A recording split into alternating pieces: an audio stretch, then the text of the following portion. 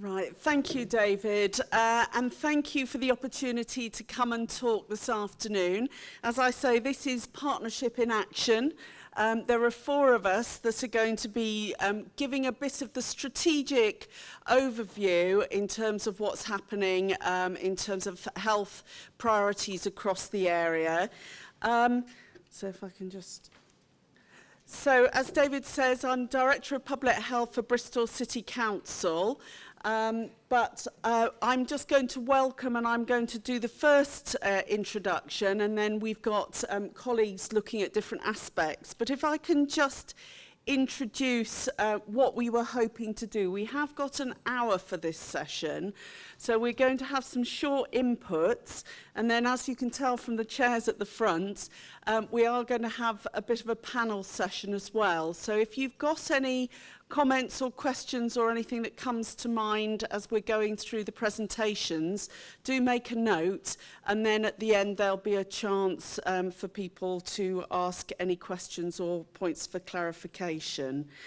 I think it's also worth saying that Paula, myself and Justine do sit on the Bristol Health Partners Executive Group, which is obviously the group that supports the board, the partnership board, in the delivery and the overseeing of the partnership. So we've been doing quite a lot of thinking about the partnership going forward and how we can really make sure that it is adding value, that it's really supporting us across the system to deliver better outcomes for the population. So what we wanted to do was give that wider strategic context in which the partnership offers, and as a way, hopefully as a practical way of helping the health integration teams to maximise their contribution, as I say, to sort of improving health and well-being.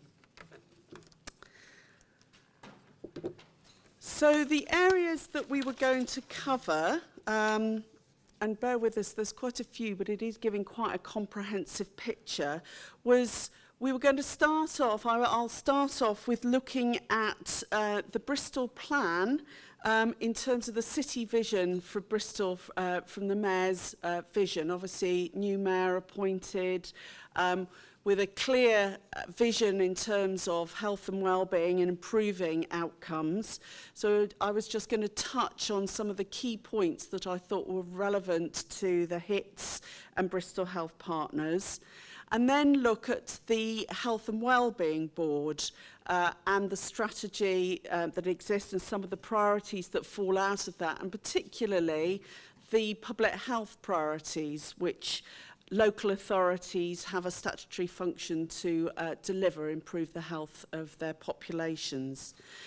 Then my colleague Jo Coppin will take us through the Joint Strategic Needs Assessment, and I think there's already been a surgery around that, but it'll give the sort of overview of the purpose function and then some of the emerging priorities coming out of our refresh. And then touch fourthly on the Better Care programme. Some of you may well be familiar with this, others may not. And just how, again, that will provide some sort of context framework for what the HITS are trying to do in terms of service integration, redesign, and looking at research and new evidence.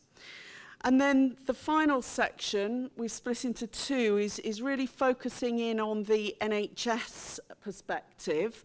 So looking at the NHS commissioning agenda, the CCG, and then in terms of the wider Bristol, North Somerset, South Gloucestershire footprint around the Sustainability Transformation Plan. So there's quite a lot there to get through. But I think as we go through the presentation, you will begin to see that there are themes, common themes running through all of them, which I, would obviously urge you to take account of when we're developing the partnership and the HITS going forward. I did want to put in a note of caution. The presentations do largely focus on Bristol, and I'm very well aware that the Bristol Health Partnership Partners doesn't just cover Bristol.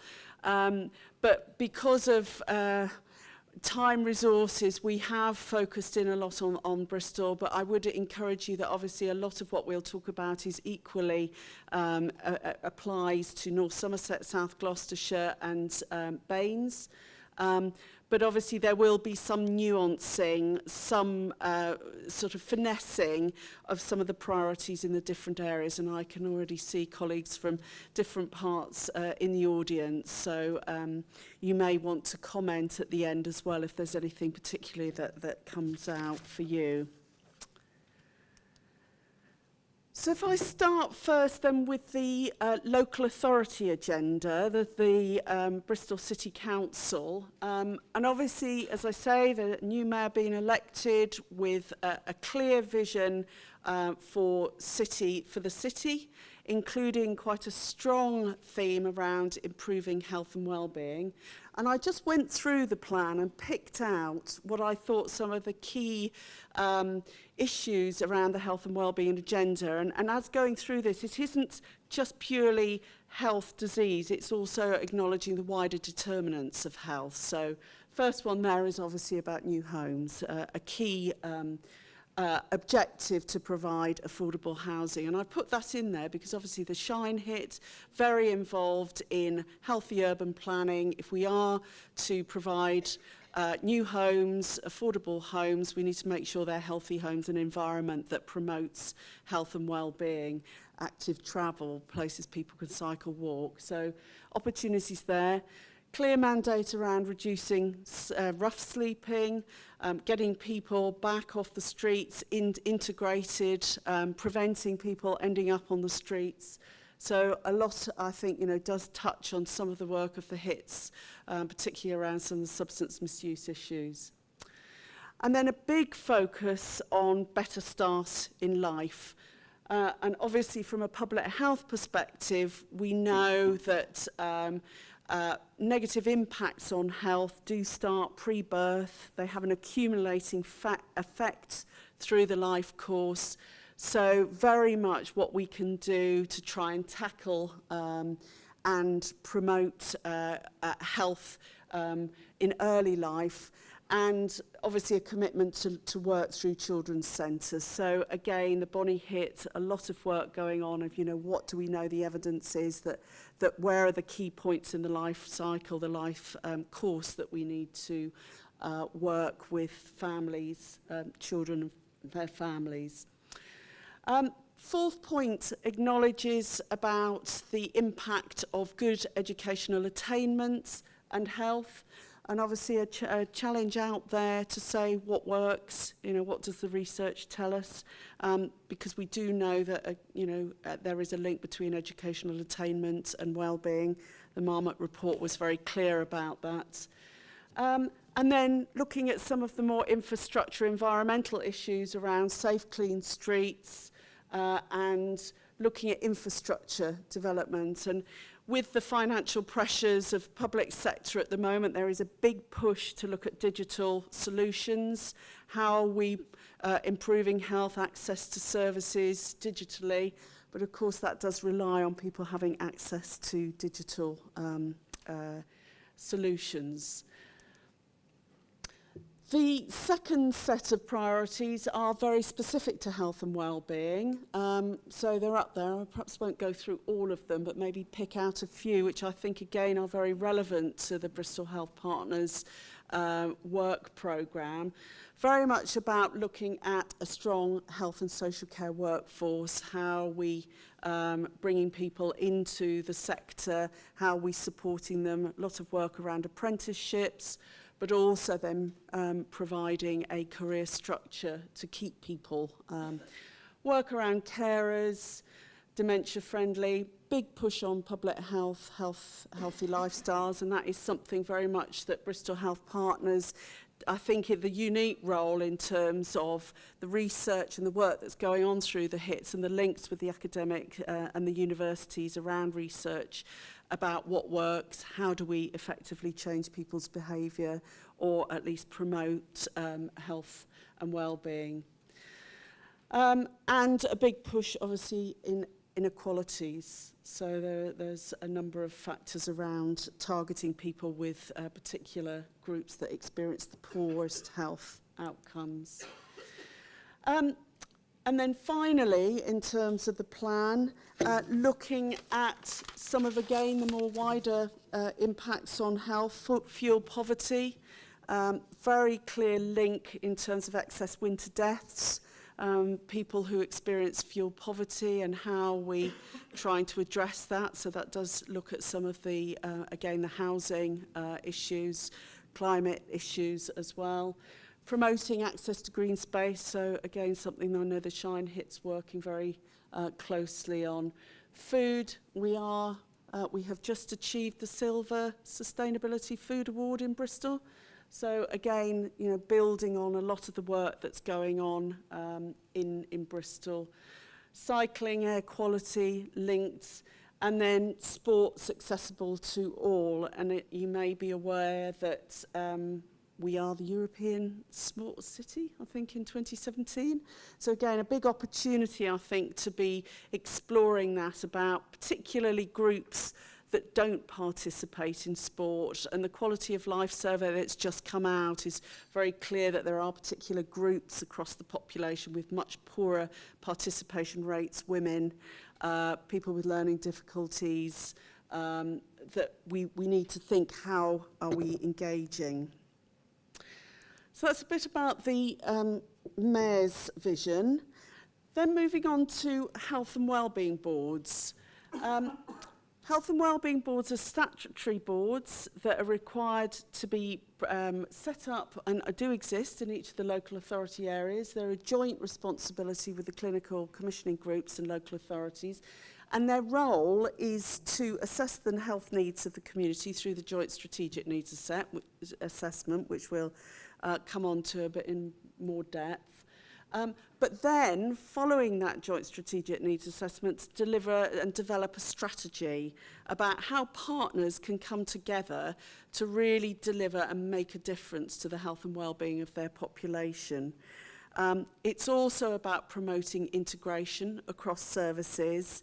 And in the Bristol case, the Health and Wellbeing Board is actually a decision-making board for taking executive decisions in terms of investment around Health and Wellbeing Board. That's not the case with all Health and Wellbeing Boards, but in Bristol it is.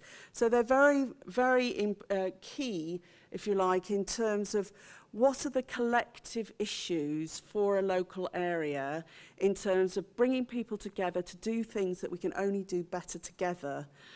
It's not necessarily just about what business as usual about what people will be doing, but it's actually where can you make a real difference by bringing people together. Recognising, obviously, there's a number of national priorities, so I don't think there'll be any surprises in that list. But it is recognising the local challenges. So obviously in different areas there will be different challenges, whether it's an older population or a growing younger population or a more diverse population. And the current priorities for Bristol in the Health and Wellbeing Board are as shown here. So again, they're not all sort of disease focused.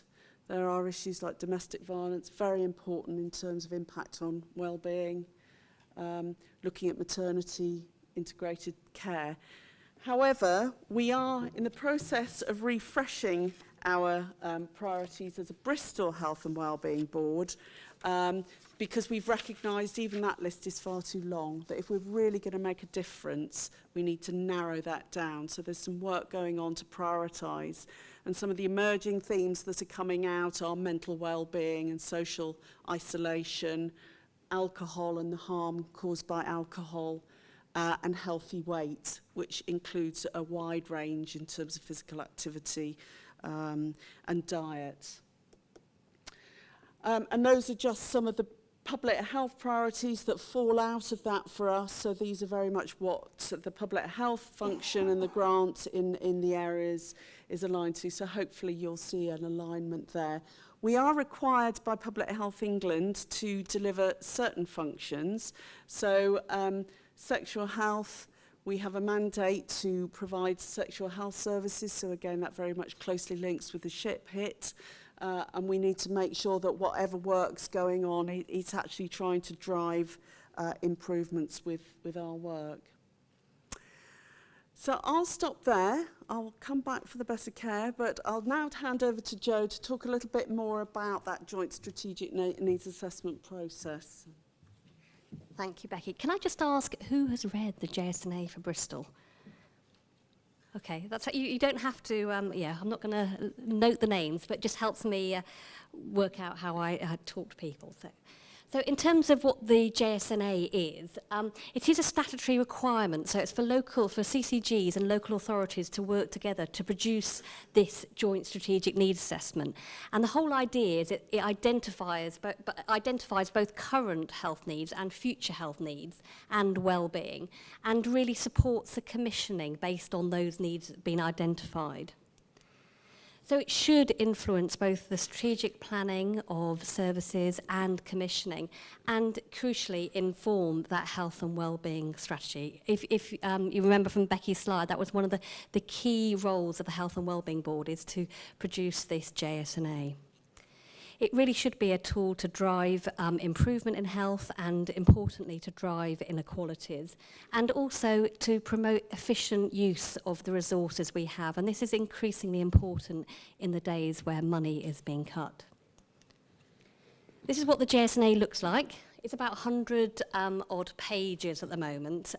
It really is an overarching data profile, and it has sections both on the demographics of the population. This is a Bristol JSNA, by the way.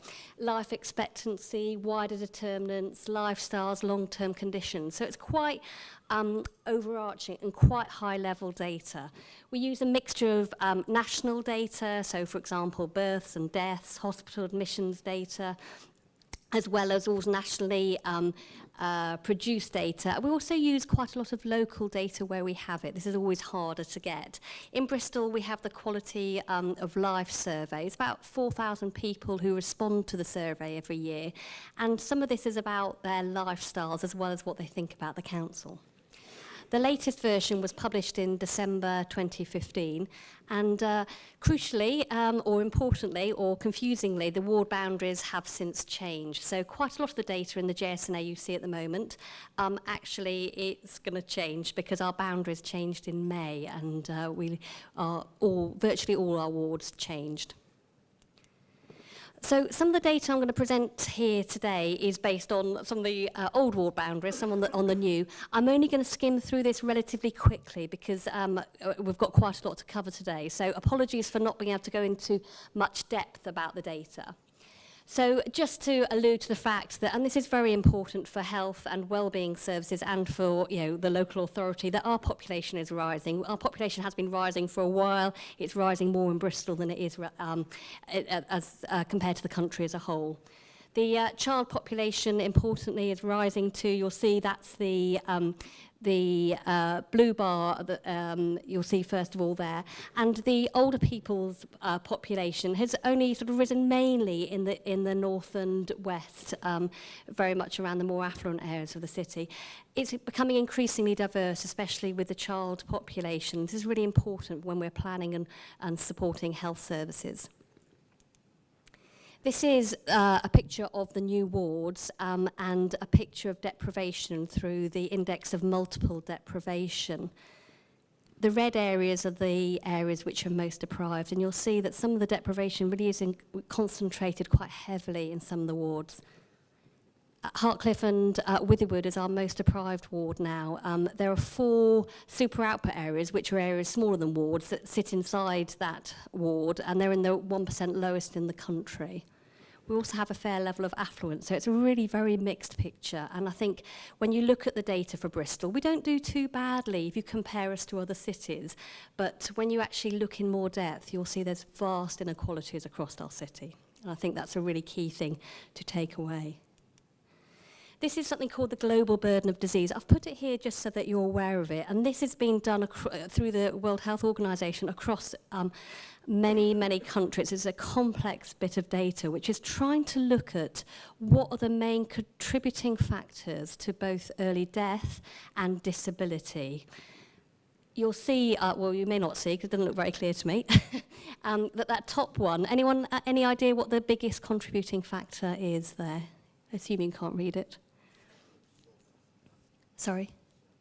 Salt. It's dietary risks. When you add in the low salt, high salt, low fruit and veg, high processed meats, and various other dietary risks that we know about, if you combine those together, they actually are equivalent to the second one there, which is smoking. And these are seen as the biggest risk factors in terms of early death and disability.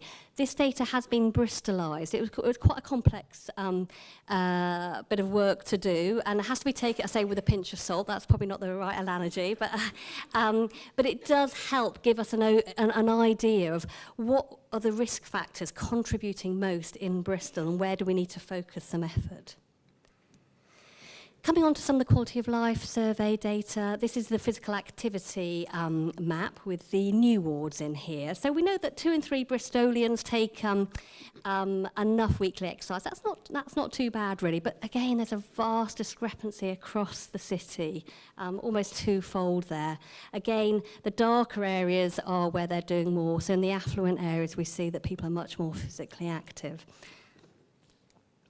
Overweight and obesity is sort of a different picture, but saying the same story, that what we know is that we measure this locally, the obesity level, overweight and obesity levels in children at reception at year 6 and again adults. So they're all slightly different measures, so have to be conscious of that. But essentially, as we get older, we get more obese and overweight. And although as adults we are not worse than the rest of the country, in fact we're a little bit better there, it's still a very, very significant problem for the city. For children, previously we were fairly average. Our year 6 children are now have a higher rate of obesity compared to the national average. This is the map for adults across the city, again showing the affluent areas have less obesity. Falls, again, you'll see the blue line is Bristol. We have a higher rate of falls. We're also getting an increasingly older population. Dementia, I'm sure many of you are aware of this, and the data you have is far better than this. But we have a lot of people with dementia, we think, and a lot of them are diagnosed, not all of them. But we're expecting over the next 20 years a very significant rise in that figure. Alcohol, a key issue for Bristol, and this is likely to come out through the conversations the Health and Wellbeing Board have. So we've consistently had a high rate of alcohol, both related admissions and deaths.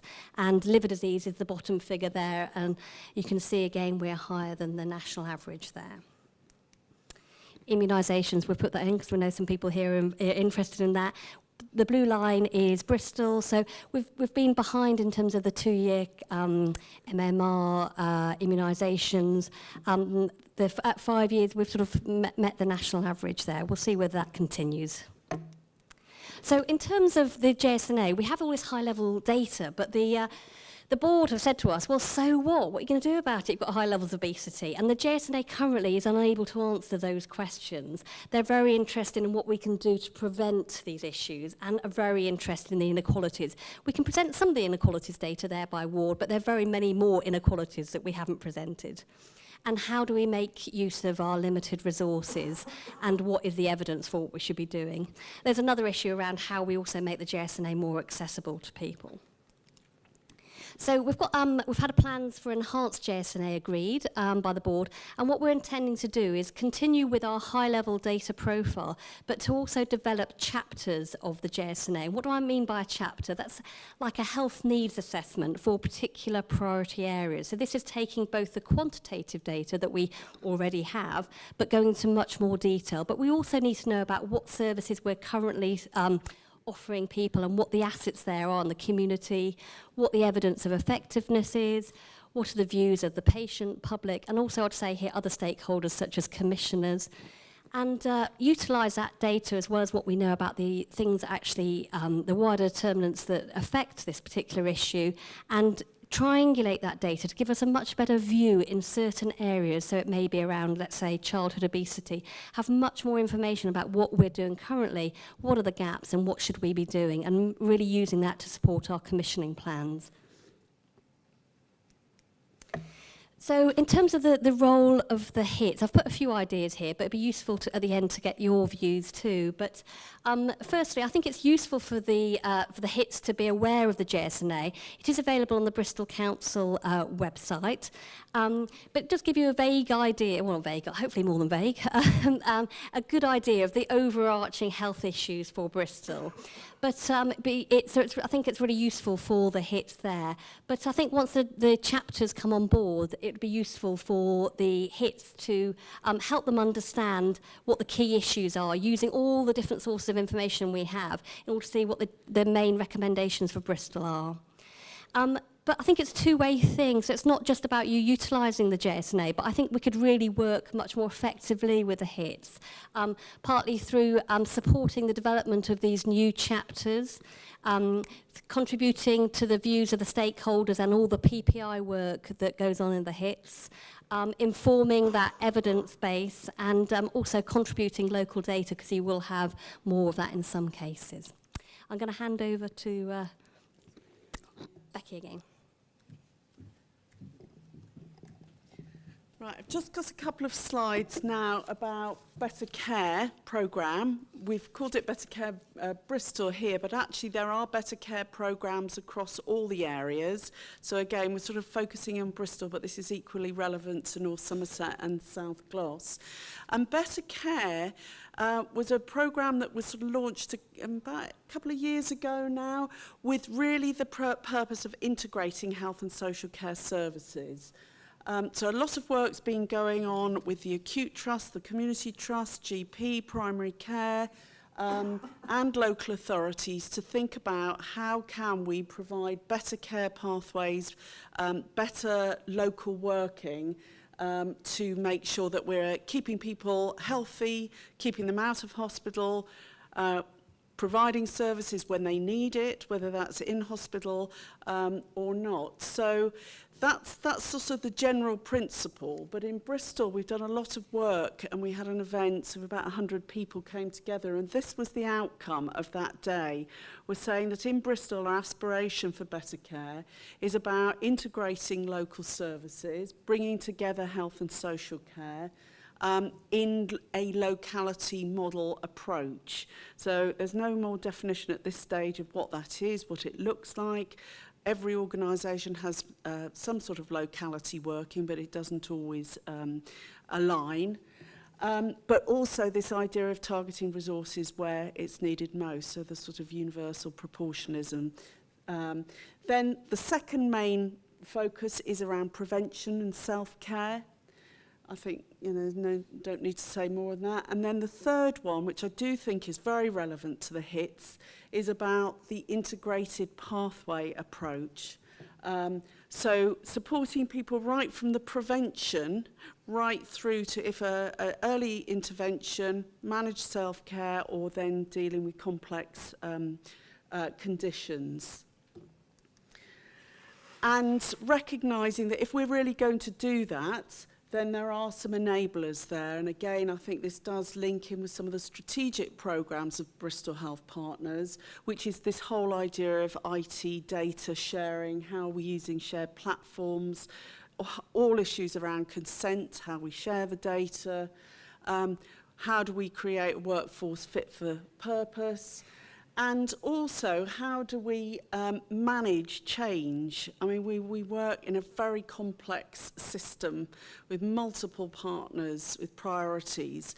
And again, I think, there's a real opportunity for the HITs to be looking at that change management process, what helps that change in sort of very chaotic, adaptive systems. I'll pass over now, because some of this then feeds through, I think, to the CCG agenda. Okay, thank you. So I'm from Bristol CCG, but essentially each CCG, Clinical Commissioning Group, will have responsibility for trying to integrate some of these agendas. So we'll be taking information from the JASNA, we'll be taking thoughts from Bristol Better Care about how integration should happen, and we are also then looking at the services which we commission across acute. And just obviously now the commissioning landscape is actually quite complicated. So we have public health, we have NHS England who commission primary care and specialised services, and ourselves as clinical commissioners. So somehow we have to try and knit this together to something that makes sense. And what I've got here, which is very hard to see, I'm afraid, but it's essentially trying to say that we take a bit of a matrix approach to this. So there are the things that Becky's been talking about, which is about models of care. So how services are delivered, how we integrate services, how we look from self-care and prevention right through to what should happen in the acute hospitals. But there's also a bit that I think as clinical commissioners we're very aware of, and which I think plays into HITS, which is that there are clinical pathways that run right through those things. So if you're doing diabetes care, you want to look at how diabetes care works through the whole model.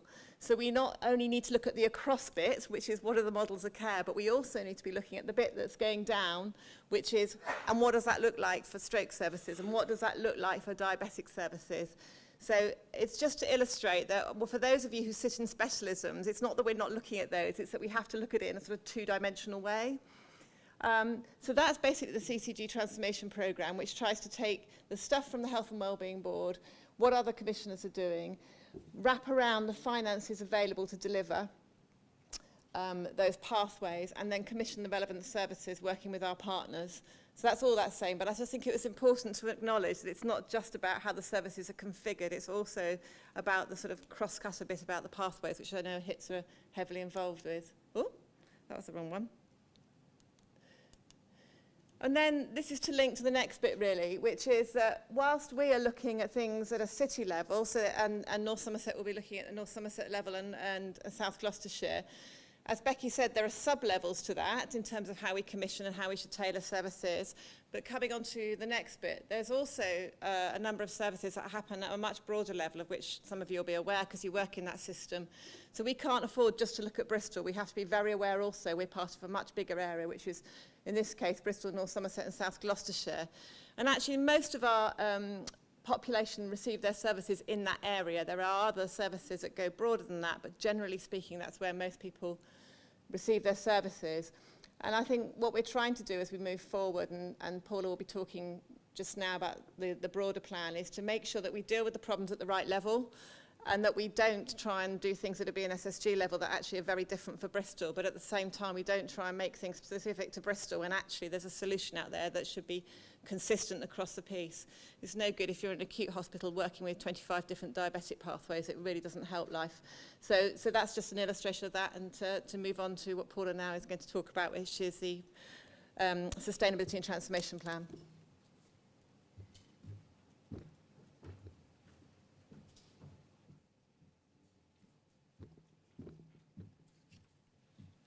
Okay, hi.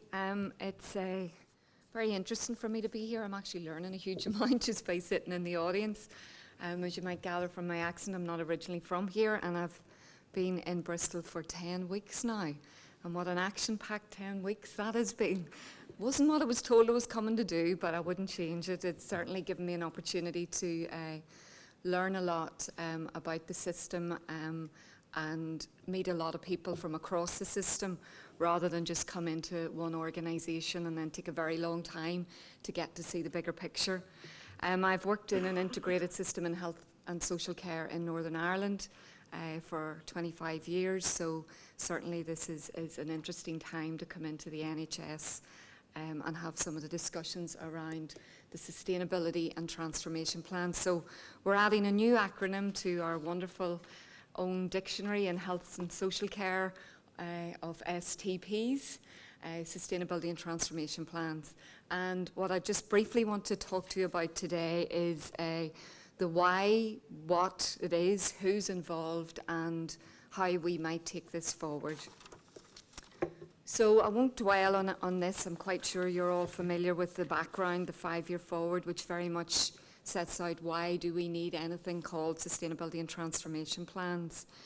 But I think it's a pertinent reminder, given what we've just heard from some of the needs assessment, that yes, we have made good strides, over decades in the delivery of health and social care and health outcomes, but we still have huge gaps and opportunities that we need to address in a range of areas in terms of the quality and access to care, very much in terms of the ability to prevent ill health and physical and mental well-being, and to improve that, and equally to acknowledge that the resources aren't growing as fast as the demand, so we absolutely have to find a better way to make sure that the resources go further and that can continue to sustain a high quality service for local populations. So, what is the STP? Again, we've had national guidance, we get more national guidance and resources every week sent out, which is helpful, but really for me fundamentally, STPs are about translating all of that in the 5-year forward into what it means for us here in Bristol, North Somerset and South Gloss. So what are the strengths that we have already to build on? What are some of the gaps, the issues and challenges that we have? And how can we look at those as opportunities that we have to address, but to do it in a different way, potentially a more radical view to be taken, and how can we do that more rapidly?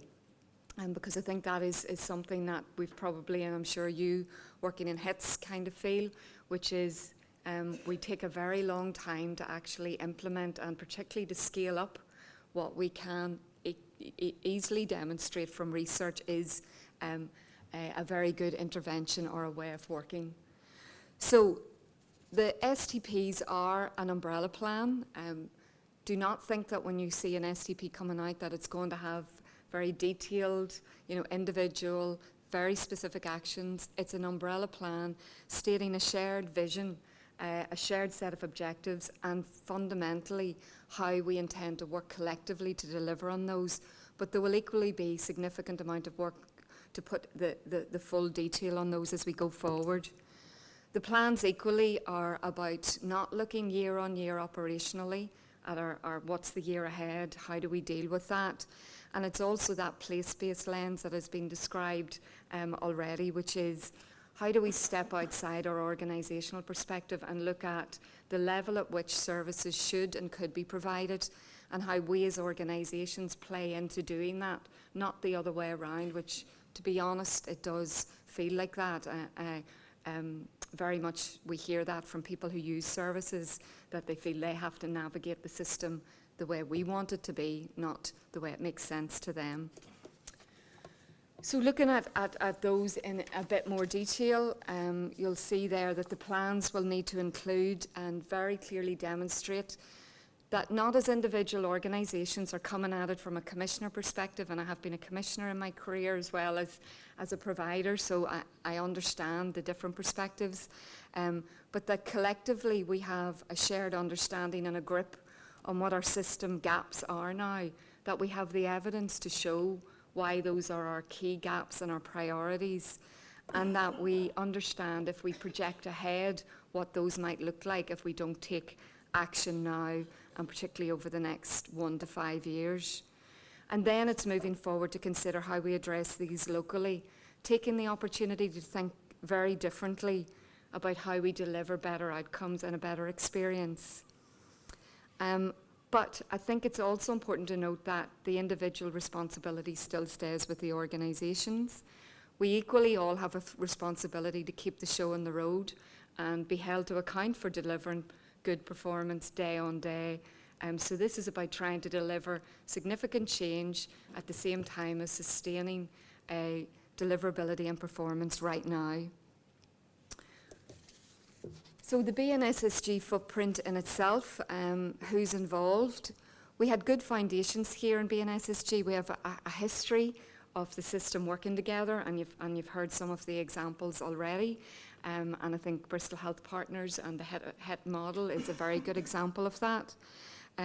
So the senior leaders of health and social care have been coming together in a system leadership group for some time to share issues, consider together and take decisions together.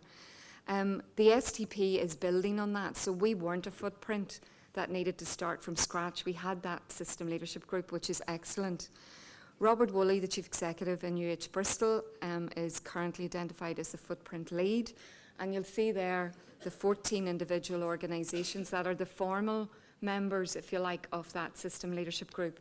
But equally, as part of the STP process, we are working widely with, for example, the South West Unscheduled Care Network, with the Ambulance Trust, with Health Education England, with the Academic Health Science Network, and many others. So this is the formal membership, but it's not just contained to this. How are we organised? That's the governance that we've set up for the STP process. So again, using the system leaders group as an overarching programme board, but then working with all the chief executives through a targeted executive group. And then we have a project group that involves partners and input and dedicated sort of time from all of the different partners. And you'll see there what I'm going to come on to talk about, which again mirrors very much what's been talked about. So I know one of your questions is going to be, so what's new, what's different about this? And I'm sure we can have a good discussion about that. But looking at an integrated health and care operating model, really focused around three key areas, being prevention, early intervention and self-care, out of hospital or integrated primary and community care, and acute care collaboration. So the terminology is more developed here. And in summary, what the STP is doing is looking at our challenges, and we've heard a very thorough representation of some of the population health and the social and mental health challenges that we face. We know also that within the services that we deliver now, we have areas of significant variation, not just in terms of outcomes, but equally in terms of cost and process and the way we do things, which results in quite a fragmented and complex system, not just for those who use services, but certainly for those delivering services, that we potentially have very high transactional costs in our system that we don't need to maintain. And that all leads to pressure on resources that we could be redirecting and using differently. So this approach to achieve system integration and sustainability around these three key areas, and again, these can't be delivered without thinking about the threads that run through and enable this to happen. And that's fundamentally about the workforce who deliver the service. It's about the people who use the services and their input. It's about how we use the technology and the digital transformation. It's about our state, and it's about the research and innovation, the sort of approach that the HITs can particularly help with. So what's new in terms of what are some of the emergent themes and ideas so far from the STP process? And I suppose this is trying to corral those into some collective themes rather than talk about individual services or individual pathways, although that is peppered through. So what we're beginning to think around is that what our ask is really how we move to a new relationship with our population. So how we at scale can shift across BNSSG to prevention, self-care, patient and population activation and early intervention.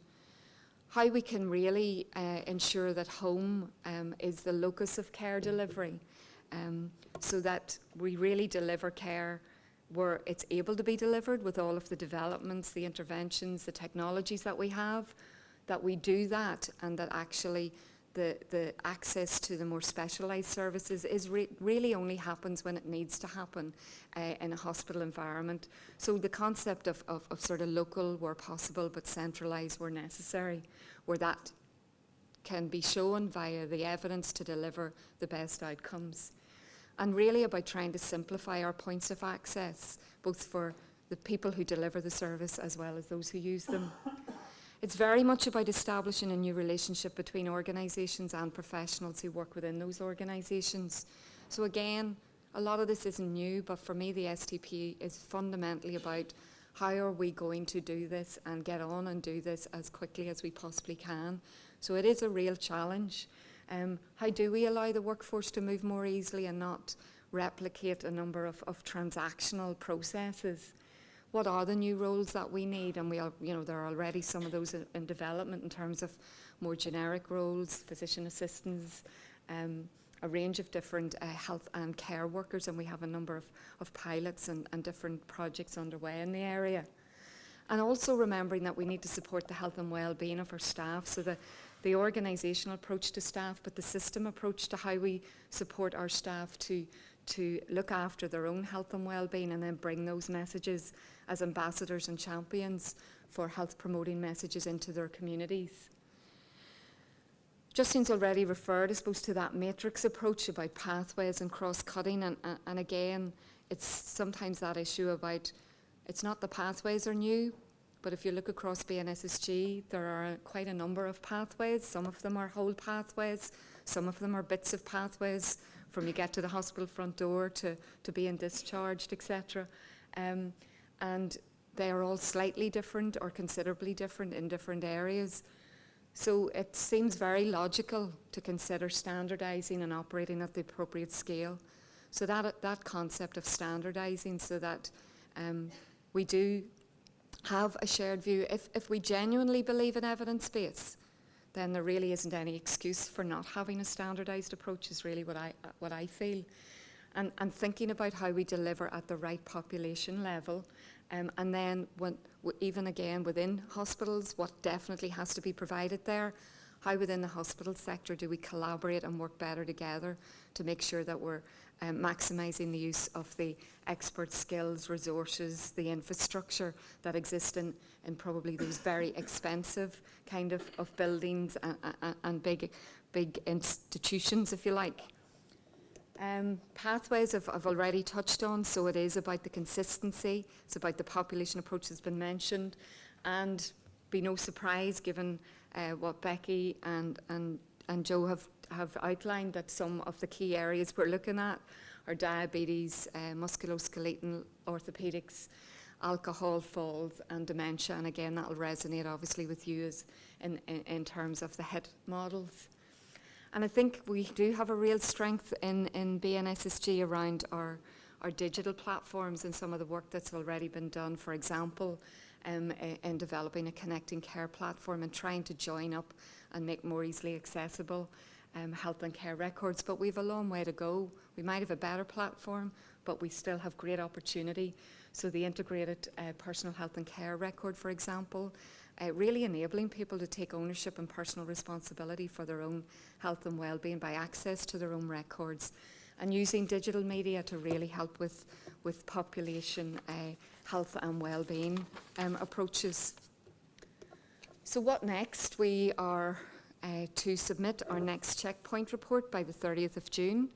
There will then be feedback, challenge, I'm quite sure, as well as feedback provided to each footprint on the I suppose the scale of ambition and the practicality in terms of the deliverability of those plans.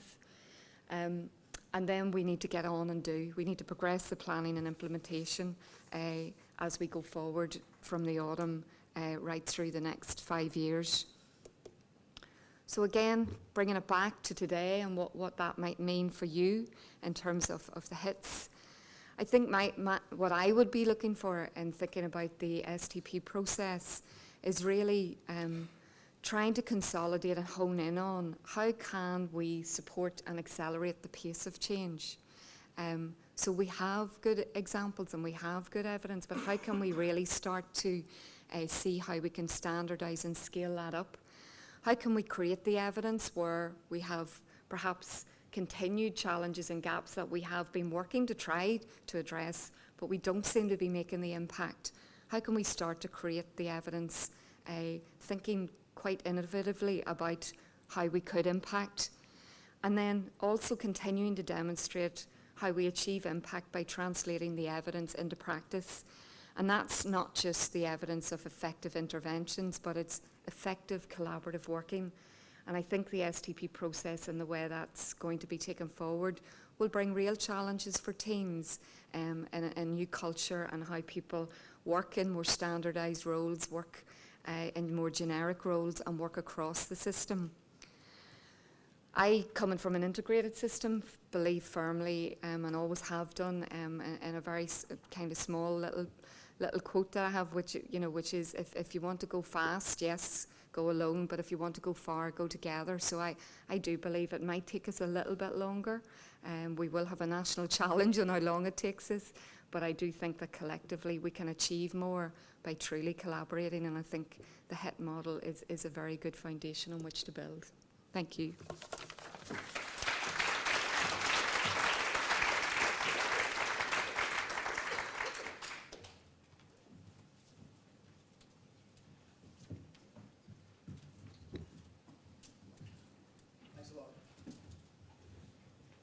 Okay, thank you very much indeed for a really, I think, remarkably comprehensive kind of overview of a range of really important activity and also kind of direction setting.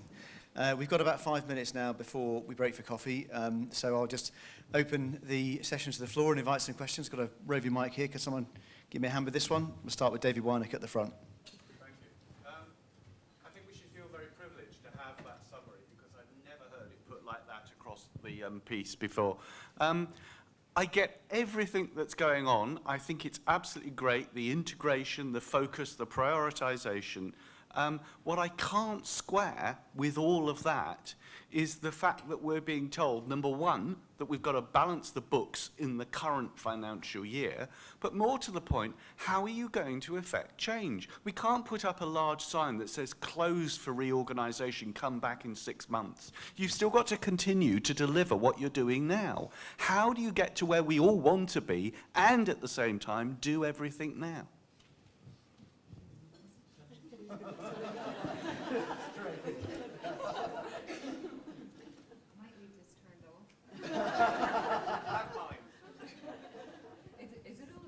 There's a switch on the front. Okay, thank you, David. I'll remember that.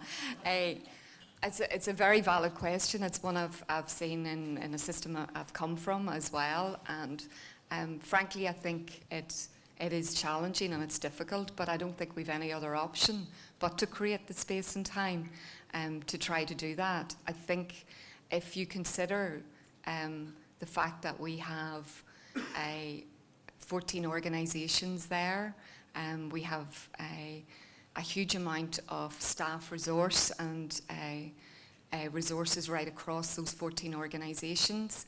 It's not really unreasonable when you think about the scale of the organisations and the resources that we have to give us that challenge to be able to get the headspace to think about transformation while keeping the show on the road. So I personally think it's a doable ask. I think what we have to do is create the space for people across the system, not just those at the top of the organisation, to play a part in developing the solutions and really creatively thinking about how we move forward. I think we equally have to identify that to turn the tanker around will require potentially some transitional funding, but we have some of that already within our own system. Becky talked about the Better Care Fund. She talked about already the way that has been looked at in terms of let's pause, let's look at what we have been doing, let's see can we refocus and perhaps target that more effectively. I think it's that sort of approach. We have to look very, very hard at what we're doing now and see is it giving us the added value and impact. And if it's not doing that, we either have to stop it or we have to redirect it to allow us to make that change. And I think that challenge is equally there for the HIT process as we go forward this year as well. I just wanted to add to that, there is duplication in the system. There is not only duplication of what we